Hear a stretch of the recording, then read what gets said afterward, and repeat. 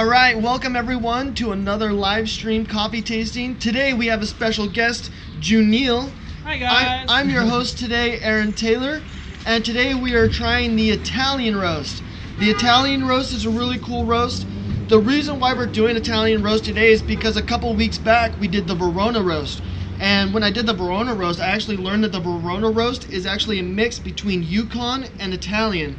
And it used to be called the 80-20 blend, and the reason why it's called 80-20 is because it was 80% Yukon and 20% Italian.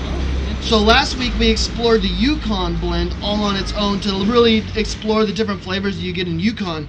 This week we're exploring the Italian roast so we can explore the flavors that you get from the Italian roast. So we're really breaking down the Verona that was highlighted for this month and really exploring the different flavors that create the Verona. So that's why we're doing the Italian roast. Yeah, I'm actually excited with that one. It's because like actually like the one that I really love with the one I really love with the Starbucks coffee is the Verona. The Verona, yeah. Yeah, so yeah, it actually highlight my favorite coffee Excellent. in it. So I'm excited for that. What makes the Verona your favorite coffee? It's because like you can actually taste this dark chocolatey Yes. flavor on it.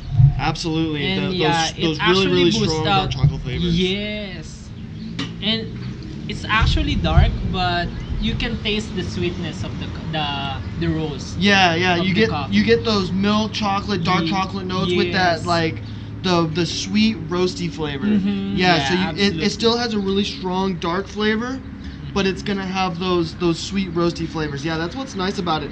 And that's actually what makes it the highlighted coffee of the month, because we're coming up on Valentine's Day. Oh, that's right. And so, yes. it's the celebration of, Coffee of the lover. exactly, relationships. And so when Yeah. I did the Verona roast, I kind of explained how Verona, I like to attribute it to Shakespeare and the Okay. story of Romeo and Juliet. Yeah, that's And right. how, they attribute it to the coffee of love, and how coffee migrated its way from the royals to Latin America.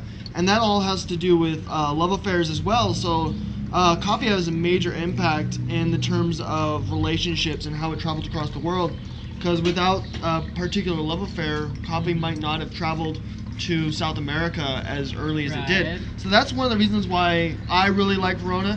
It's not one of my particularly Yes. favorite cups of coffee, Yeah. but it's got a really rich story, and it's got a full-bodied flavor too. Yes. Yeah, that's why I like it as well. It's a little dark for me, but it's still a really good cup Really of good coffee. cup of coffee. Yeah, I agree absolutely. with that. Yeah, I actually prepared this coffee too, like the Italian roast, what you are doing right now. Yes, because it's very common with of course, with my favorite coffee, the Verona. Okay. Yes, Definitely. I'm excited. Yeah, and then so for those of you guys who are joining the live stream for the first time, we do brew our coffees for two different ways. And the reason why we do this is to kind of explore the different flavors that we get from the same batch of coffee, but brewing the different ways. So what we're going to do is we're brewing it on a French press and a pour over. And so with the French press, we're going to get a lot of those dark flavors. We're going to get a lot of those chocolate, earthy notes from the French press. But on here, we're going to get a lot more of those sweet, spicy flavors from the pour over. So it's going to be a little bit more of like an acidic kick to the mouth with the pour over. Well, it's going to be a little bit more balanced on the French press, because you got a lot more of those dark bitters balancing with those bright roasty notes. It's really good. I like it a lot. So Actually when you brew coffee, Junil, how do you typically brew your coffee? Yeah, I actually mostly brew my coffee in the coffee press. On the coffee press? Okay. Yeah. Is there a reason why you like to brew on the coffee press? Yeah, it's because for me, I actually extracted all the coffee flavors, but Yeah. also it actually retained the coffee oils on it. Absolutely, yeah. So So you just I want to really get the love- most flavors, the Yes, biggest impact of flavor on the cup of coffee. Yeah. to get all the flavors on it. Yeah, okay. That's why I love doing the coffee press. That's So, awesome. yeah. So something that I've learned through doing my coffee tastings over the past couple weeks is I've learned that I go back and forth between coffee press and pour over as a favorite. Yeah. depending on what brew I'm brewing. So if I'm brewing like a Southeast Asian coffee, I will typically lean more towards a pour over because it takes away some of that bitterness and brings out some more of those bright acidic flavors. Yeah. And I'm not a big fan of those bitter flavors. But if I do a Latin American coffee, I lean more towards the French press. And the reason why is because the Latin American coffees are a little bit more lighter in roast. And so the French press helps it make a little bit, brings out a little bit more of those darker flavors, Yes. brings out Yeah, more I of the agree with chocolate that. flavors. Uh-huh. So whenever I get like a lighter roast coffee, especially Latin American, I typically like to do French press. But it's not always the same. So while we continue to let the French press brew, we're going to go ahead and try the pour over. I got these cups from a barista championship. Yes, I actually have that one too. Oh, excellent! Awesome. Yeah. So me and So- Juniel are barista championships. We partook in the championship a while back. Yes. All right, go Oh, ahead and grab your coffee. Okay, thank you, Aaron. All right, so with this coffee, it's going to be a strong roasty flavor with a little bit of sweetness to it. So with the pour over, we're going to see a little bit of those bitters take like a back seat, and we're going to expect to see a lot of that roasty flavor in this coffee. So right off the bat, when I smell my coffee, I'm immediately smelling those bright roasty flavors. But you still get a little bit of that bitter flavor in the very beginning scent. Yes. But it's primarily those bright acidic flavors that we're getting right now. Yeah. Ooh, that's actually really good. So the flavors that I'm getting right now are like strong roasty flavors on the side. The bitterness on the center of the tongue Yes. isn't too overwhelming, but it does kind of like balance well with the citrusness. But as we let the palate clear, we're starting to get like that lingering bitter flavor on the center of your tongue. Yeah, definitely. Yeah, it's pretty good one. What do you think of the flavors on the pour over? Yeah, for the pour over, I think, it takes out the acidity of it. Yeah. But like after like it wash out, you can taste the bitterness, that sticks of to the your coffee. tongue. Yeah, so that's actually good. with this particular cup of coffee, the very initial punch that you get right when you first sip it is like a bright acidic towards the sides of your tongue. But then as you let your palate clear and it washes away, we're getting that lingering bitter effect on the center of our tongue. So something that you can do to combat that bitter effect is like pair it with something salty. Like if you have like maybe bacon or a pretzel or anything with just a little bit of salt, something savory to kind of make that bitter flavor kind of die down and make your mouth water. All right. So now it's time for the French press. Awesome. And then for those of you guys joining the live stream for the first time, welcome. Today we have a special guest, Juniel. Juniel's our special guest today. Hi guys. For those of you guys returning to the live stream, thank you guys for returning and enjoying the coffee tastings with us. If you guys haven't had a chance, go ahead and hit the like and subscribe button down below. Yes, that's right. Subscribe, guys. Yes, that is right. If you guys want to learn something about like coffee and some like story about our coffee, Starbucks coffee, Aaron is here to do some for you guys. That is right, you guys. We're here to learn about history and culture and learn about the farmers as well. All right, go ahead and pour yourself a little bit of our French press. Aaron. All right, so now we have some French press Italian roast. With the French press Italian roast, we're going to see a lot more of those bitter flavors right off the bat. And then we're going to see a lot more of those bitter flavors linger on as well, just like the pour over. But it's going to be a lot more bitter heavy with the French press. And the reason why is because we have a lot more sediments and a lot more oils making its way past the filter. And those oils and sediment are going to impact the flavor of the coffee. One interesting thing to note about French press and pour over is a lot of people ask me what's the best way to brew. There is no better way to brew a coffee. It's all about what flavor you're looking for. If you're looking for those bitter flavors, if you're looking for those acidic flavors, even if you have like a health condition where your stomach can't handle all those acidic flavors and then the large amount of sediment, you want to choose your brewing option depending on maybe your lifestyle or the flavors that you're looking for. And so this is what we kind of do is we're exploring the different flavors that we get through different through different brew methods, and then just to kind of refine our own flavor palettes to explore what we like ourselves. So we're gonna go ahead and taste this coffee.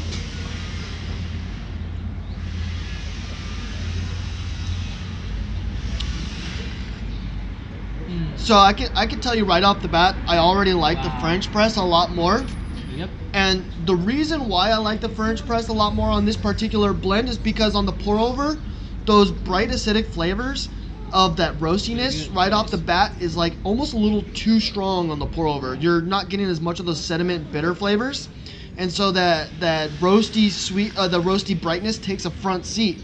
And so like that first sip, you're like, pow, like bright acidity. With the French press, the acidity and the bitters kind of like go hand in hand, and they meet your tongue at the same time. So you're not like it's actually balanced. Yeah, it's very very mouth. well balanced on the French press. Exactly, Yes. that's a great word. That is really good. I you know, it's interesting because I'm not a big fan of Italian roast, but I've never had Italian roast on the French press.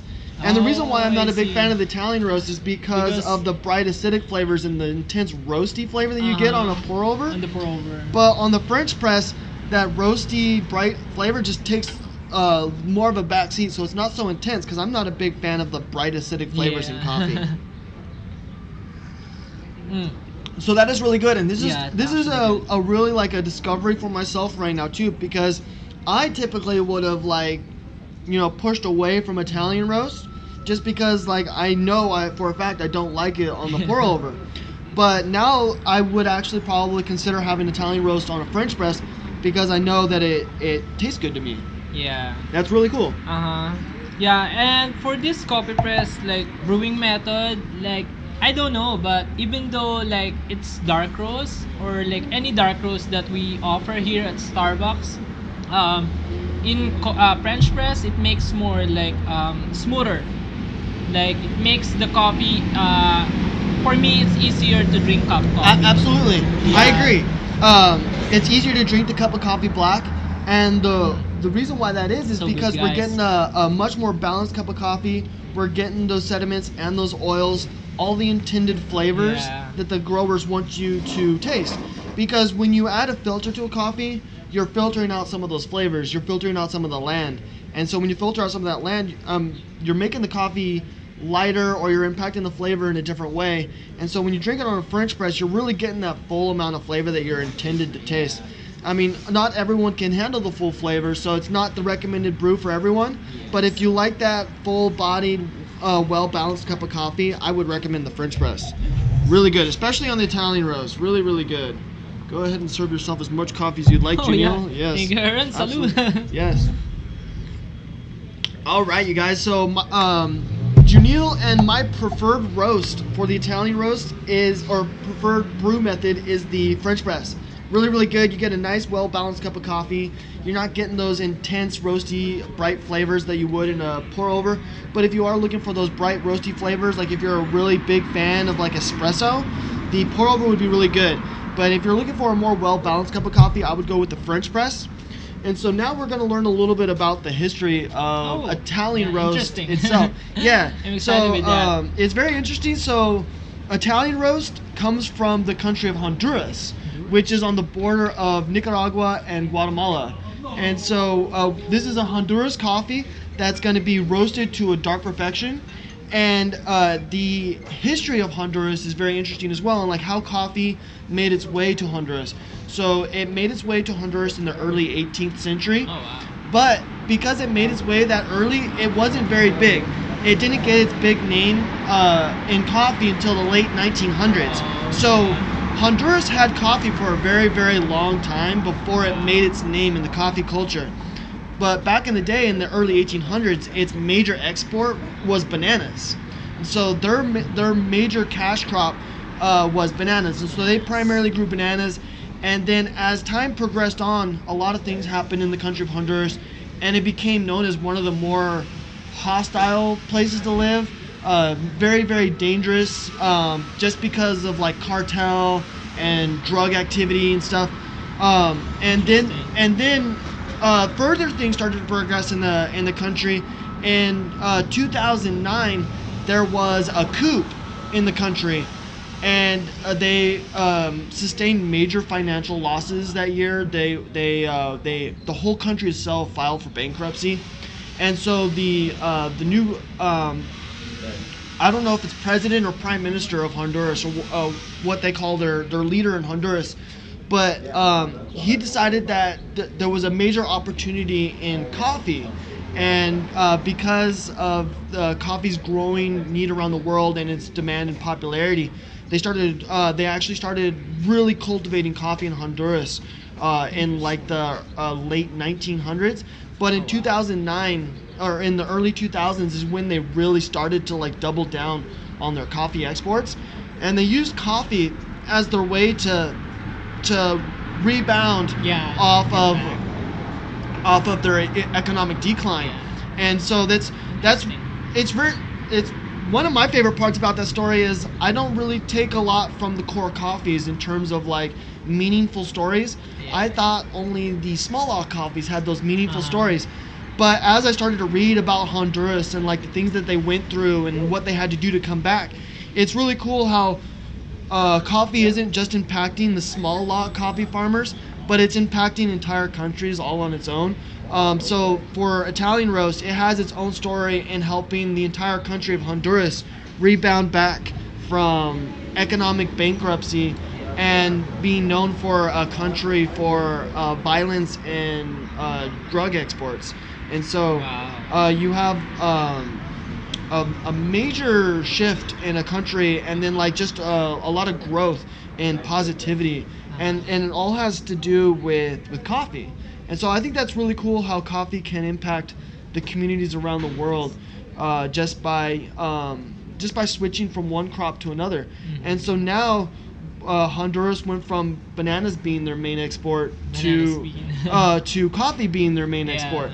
And then so every time you drink an Italian roast, you're helping the country combat their drug and violence and helping them rebound off their bankruptcy. And then another really cool part about it is Italian is one of the first fair trade coffees. Yeah. And so another That's what I heard absolutely about it. yeah. And so Yeah. another interesting thing about Honduras coffee is a lot of workers in Honduras, they're employed by like the drug cartels and stuff like that, and that means they're not getting fair wages. So there's a lot of people in Honduras or in this part of the world that are being taken advantage of. They're not getting proper wages, probably not getting wages at all. Yeah. And so this is a way for us to like really get a foothold in a country, in a part of the world where people aren't used to getting fair wages and proper treatment, and they can see that, you know, like these are what fair wages look like, and then they can turn and look to these other people who, you know, because they probably don't know that they're working for a cartel, and then they can, you know, look and be like, hey, this person over here is offering to pay me to work on their coffee farm for this specific amount, but over here I'm pretty much working for free. So once you start giving that idea into the people's mind of what normal wages look like, and then they start seeing like, you know, what their normal is like way below normal, it starts to open up their eyes and seeing like, you know, they actually aren't being treated the way they should be. Yeah. And so that's another part of it too, is like helping people in different parts of the world like realize that, you know, that they don't have to be in the situation that they're in, that that there are ways out, and that Yeah. this is kind of like an eye-opener for some of those people in that area of the world, like, you know, that there is ways to get fair wages, ways for honest work and honest exploitation. So it's really cool just to Very learn those stories. interesting Yeah. story though. Yeah, like they actually give back. Yeah. Oh yeah. Yeah. Yeah.